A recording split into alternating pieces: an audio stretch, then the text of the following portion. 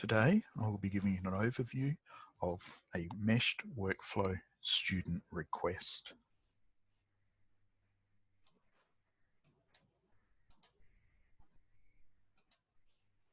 Meshed workflow enables students to submit requests using automated forms and workflows. The student submissions can be made from the student portal or from the meshed workflow platform itself. Some examples of student submissions: application for suspension of studies, a complaint lodgement, deferral request, confirmation of orientation, reduced study load request, extension request. The meshed workflow platform allows for administration staff to manage and track the workflow phases and tasks for the submissions that have been made by students. This includes automated assignments to staff and notifications via email. So what we'll do now is we'll have a look at an example using a form and a workflow that was previously configured in the Mesh workflow platform. The example that I'll be using today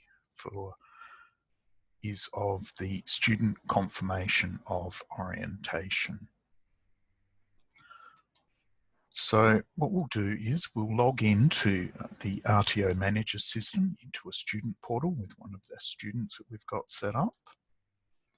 And you'll see within the student portal, when the RTO Manager is integrated with the meshed workflow platform, we have this additional quick access icon here. Clicking on this icon, once again, as I said, from within the student portal, will take us to the meshed workflow platform, and it'll already log us in as the student. When the student comes into the meshed workflow platform, they will see a list of the different submissions or forms that are available for them to use.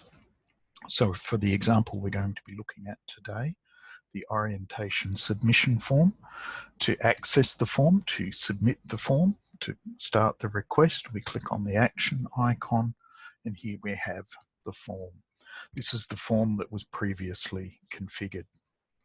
You'll note at the top of the form in this example, some of the data has been pre-filled with data from the RTO Manager system. So the student can then proceed to complete the form.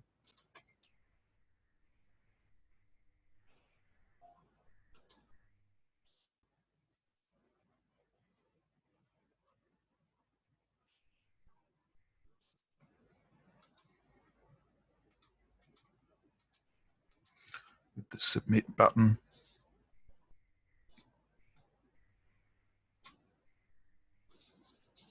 Now, when a form or a submission is submitted, the system, the meshed workflow system, will automatically create a request. So we'll submit, and the form has been submitted. So once the form's submitted and the request has been completed, as I said, the administration staff are able to process that request through the workflow. So what we'll do is we'll just log out from the student and we'll log in as a member of the administration staff. You can see when the administration staff log in to the workflow system, they have a list of requests that are assigned to them under My Allocated Request, and they have a list of tasks that are assigned to them. To see all new requests that have been raised, we can click on the request menu on the left-hand side, and we'll see all of the requests that have been entered in the system.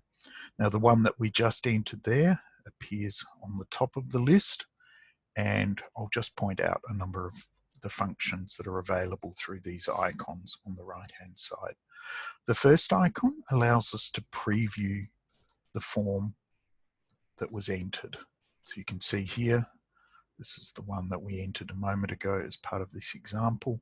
You're able to download it as a PDF to get a hard copy of it, or you're able to go into the edit mode using this icon here. At the other end of the list of icons, we have two ways of viewing the request that's been generated and the tasks associated with that request. We have view request overview and a pictorial view of the request. If we select the request overview, you'll see here it's listing the requests, the tasks and phases associated with this request. In this example here, we only have one phase and one task, but it's quite possible that there would be a series of tasks that could be assigned to different users as part of managing through the workflow. Now, as I indicated, we can toggle between the pictorial view. So this gives a diagram representing the phase and associated tasks. And using this icon, we can click back to the request overview. Some of the functionality that's available here for managing the tasks associated with the phases is we can adjust the deadline date, we can adjust the priority, we can manage the status, and from here we can add a preceding task, we can edit this task, we can delete this task, and we can view this task. Just having a look at the edit task for a moment, you'll see here we are, we're able to adjust the values associated with this task and click Save. On the pictorial view, we're also able to adjust information related to the task by clicking on the diagram. Once again, here we can adjust the status. We can post comments related to this task, including an attachment. We can make the comment public, and we can send an email notifying it. You can see here the comments are now available. We can also upload attachments to be associated with this task. You can see the attachments are listed here. So using the various status, comments, attachments, etc., we're able to progress the task through to the completed state. So if we now have a look in the pictorial view, we'll see it shown as being completed, and the same in the request overview, it's showing it as being completed.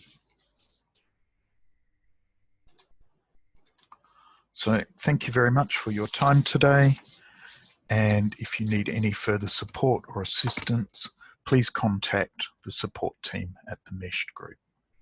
Thank you.